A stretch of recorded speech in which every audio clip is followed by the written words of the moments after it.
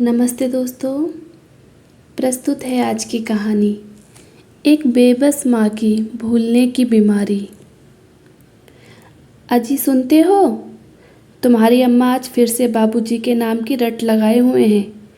पूछ रही हैं बाबूजी क्यों नहीं आए अब तक। उनकी दवाई का समय हो गया है।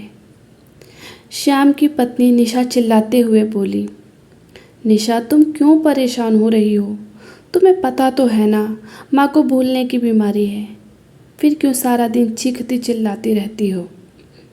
फिर मेरे सर क्यों मढ़ दिया इस मुसीबत को? मैं अपने बच्चों को देखूं या तुम्हारी अम्मा को? मैं तो परेशान आ गई हूँ। दरअसल 6 महीने पहले श्याम के अम्मा बाबूजी अपने गांव में रहते थे। श्याम की पत्नी निशा को ना तो अम्मा बाबू जी के साथ रहना पसंद था और ना ही गांव की मेहनत भरी जिंदगी। सो दोनों बेटा बहू अपने बच्चों के साथ उनसे अलग शहर में रहने आ गए थे। हालांकि श्याम अपने माँ बाबूजी को छोड़ना नहीं चाहता था, लेकिन निशा के आगे उसकी एक न चली। गांव में ही रहकर बाबूजी खेती किया करते थे और अम्मा भी बाबूजी के साथ उनके काम में हाथ बटाया करती थी। इतना बुढ़ापा आने पर भी दोनों अपना काम खुद किया करते थे और अपनी ज़िंदगी से संतुष्ट थे। एक दिन बाबूजी रोजाना की तरह खेत में काम करने गए हुए थे। वहीं अचानक कहीं से सांप ने आकर काट लिया और उनकी जीवन लीला वहीं खत्म हो गई। बेटा बहू 4 दिन रहकर चले गए। पति के यूं अचानक चले जाने का सदमा अम्मा बर्दाश्त नहीं कर पाईं।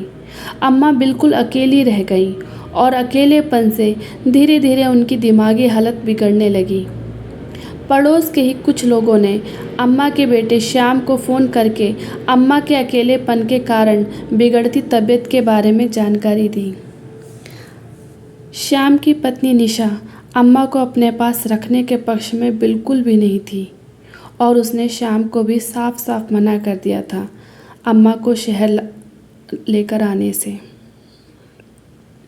लेकिन जात बिरादरी और रिश्तेदार क्या सोचेंगे, इस बात का हवाला देते हुए श्याम ने अपनी पत्नी को मना लिया और गांव जाकर अम्मा को शहर ले आया। अम्मा के दिमाग की कमजोरी को समझते हुए एक दिन श्याम अम्मा को शहर के डॉक्टर के पास ले गया। डॉक्टर ने बताया कि यह एक दिमागी बीमारी है जो किसी को भी हो सकती है।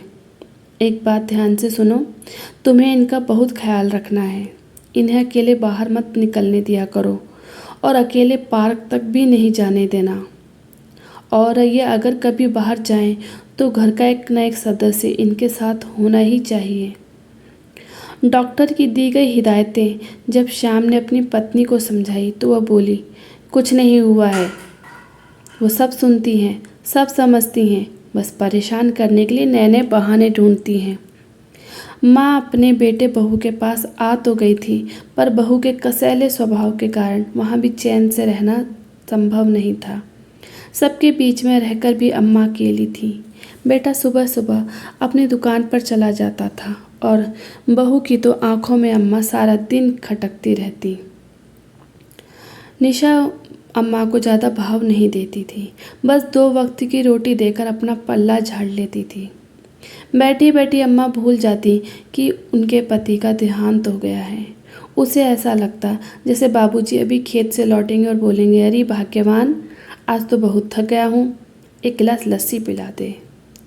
बाबूजी अम्मा की दुनिया से चले तो गए, लेकिन अम्मा के दिमाग और दिल में बसे हुए थे। मीठी यादों में खोई अम्मा एकदम से ठिठक कर बैठ गई जब उसकी बहू ने उसे हिलाकर कहा, अम्मा, ओ अम्मा, बैठे बैठे मोटी हो जाओगी, थोड़ा काम करती रहोगी तो हाथ पांव चलते रहेंगे। अम्मा अपने आप को संभालते हुए उठ खड़ी हुई तो निशा ने उनके हाथ में एक झाड़ू थमा दी। अम्मा घर के आंगन में झाड़ू लगाने लगी। इतने में श्याम तैयार होकर दुकान पर जा ही रहा था कि अम्मा को झाड़ू लगाते देखकर बोला, निशा, तुम्हें पता है ना अम्मा की हालत का? अगर उन्हें कुछ हो गया तो कब समझोगी तुम? अरे क्या हुआ है अम्मा को? अच्छी भली तो हैं, सब काम कर सकती हैं, बिना मतलब बीमारी का नाटक किए बैठी हैं। थोड़ा बहुत घर का काम कर लेंगी तो घिस नहीं जाएंगी तुम्हारी अम्मा। तुम दुकान जाओ, यहाँ मैं सब संभाल लूँगी, निशा रौब भरी आवाज़ में बोली। श्याम के दिल में अम्मा के लिए हमदर्दी साफ दिखाई दे रही थी। वो दिल का बुरा नहीं था, लेकिन पत्नी के आगे उसकी बोलती बंद हो जाती थी।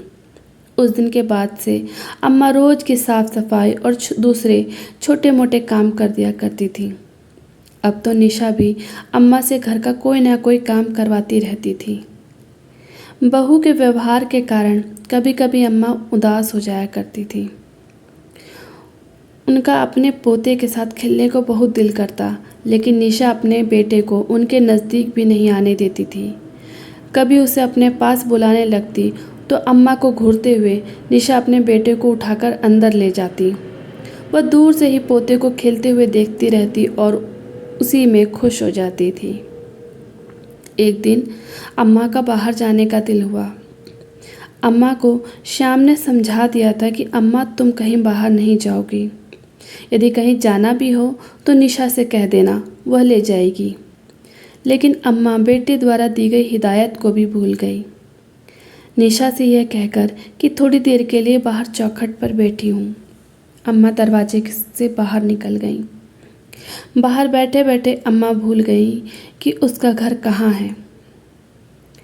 भटकती इधर उधर टहलने लगी, सोचने लगी कि अब वह घर कैसे पहुँचेंगी। डर के मारे रोने लगी। निशा ने कोई खोज खबर भी न ली अम्मा की।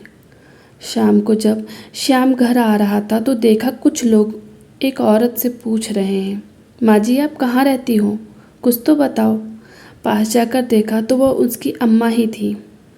श्याम अम्मा को लेकर घर आ गया और डांटने लगा, जब मना किया था बाहर जाने से तो क्यों गई।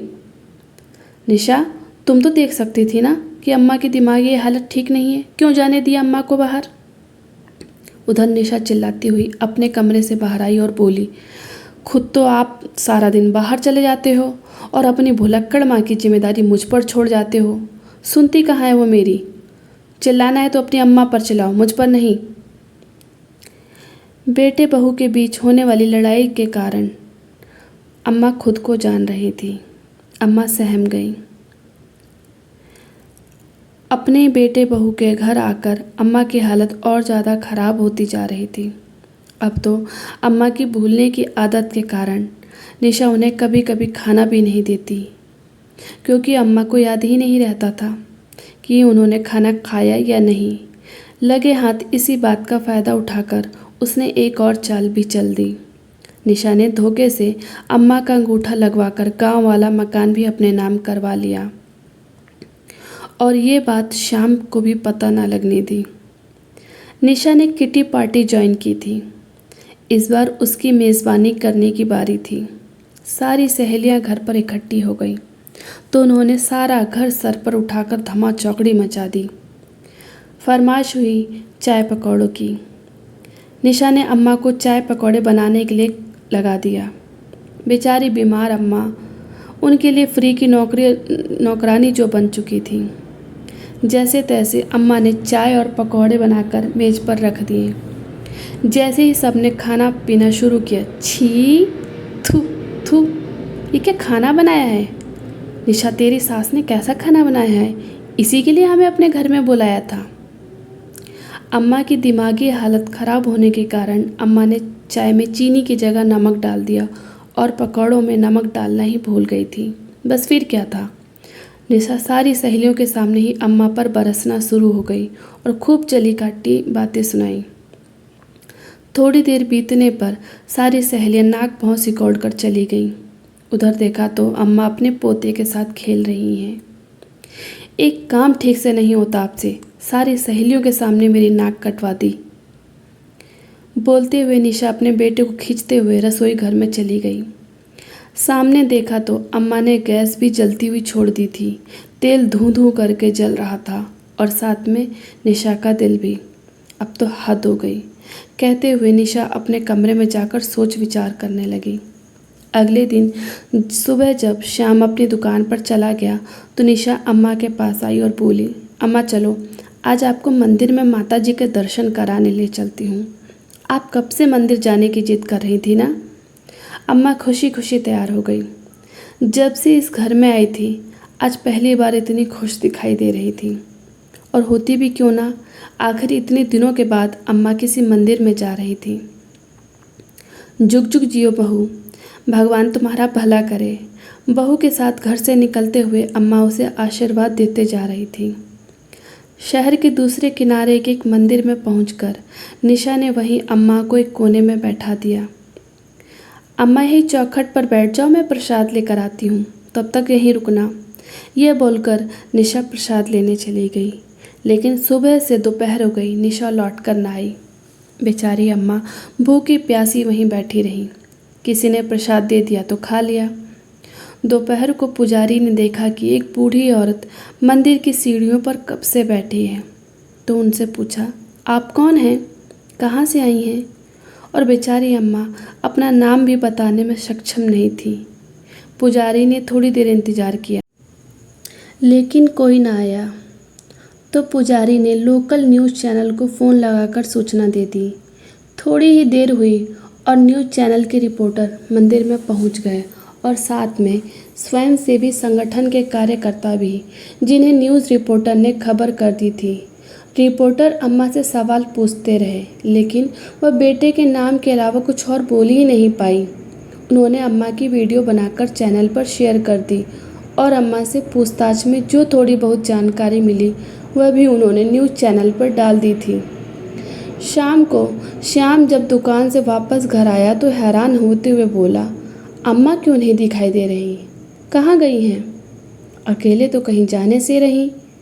मुझे क्या पता कहाँ गई हैं तुम्हारी अम्मा, बिना बताए तो कहीं भी चली जाती हैं। मैं तो तंग आ गई हूँ इनकी भूलने की बीमारी से। चलो अच्छा ही हुआ जो चली गई।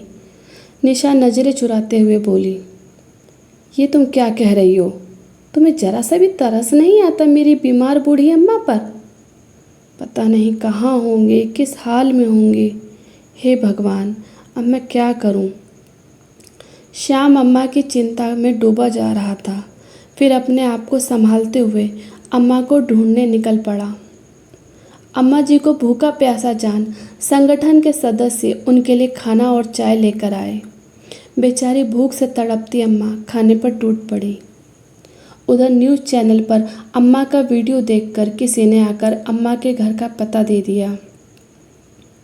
अम्मा को लेकर न्यूज़ रिपोर्टर और स्वयंसेवी संगठन के लोग दिए हुए पते पर पहुँचे तो देखा क्या, घर में एक बच्चा ज़ोर ज़ोर से रो रहा था। उसकी माँ उसे तरह तरह की चीज़ें देकर बहलाने की कोशिश कर रही थी, लेकिन इसके बावजूद भी वह चुप नहीं हो रहा था। लेकिन जैसे ही दादी को देखा, अम्मा अम्मा चिल्लाता हुआ उसकी ओर दौड़ा। अम्मा ने बड़े प्यार से उसे अपनी गोदी में ले लिया और उसे दुलार करने लगी। बच्चा तुरंत चुप हो गया, लेकिन अम्मा को देखकर निशा हैरत में पड़ गई। वह अम्मा को नफरत से घूरती जा रही थी। निशा को यकीन था कि अपनी भूलने की बीमारी के चलते अम्मा घर नहीं आ पाएंगी। अम्मा को देखते ही जैसे उसके सारे अरमानों पर पानी फिर गया। घर पर आए रिपोर्टर और संगठन के सदस्यों ने निशा से श्याम का मोबाइल नंबर लिया और उसे फ़ोन करते हुए तुरंत घर पहुंचने के लिए कहा। थोड़ी ही देर में श्याम हैरान परेशान सा होता हुआ घर आ पहुंचा। आकर अम्मा को सही सलामत देखा तो जान में जान आई। घर में रिपोर्टर आए हुए थे और निशा से पूछताछ कर रहे थे। उन्होंने सारा मसला श्याम को बताया। थोड़ी ही देर में पुलिस भी वहां आ पहुंच गई। पूछताछ में निशा ने स्वीकार किया कि गांव वाला मकान अपने नाम करवाने के बाद वो ही अम्मा से छुटकारा पाने के लिए उसे मंदिर में छोड़कर आई थी। श्याम को तो जैसे अपने कानों पर विश्वास ही नहीं हुआ। उसे लगा जैसे उसके सिर पर आसमान टूट पड़ा हो।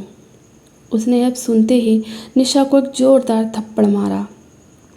तुम्हारी इतनी हिम्मत? निशा चिल्लाई। हिम्मत तो तुमने अभी देखी ही कहाँ है, दूसरा थप्पड़ मारते हुए श्याम बोला। तुम्हारे कारण मैं इतने साल अपने अम्मा बाबूजी से अलग रहा।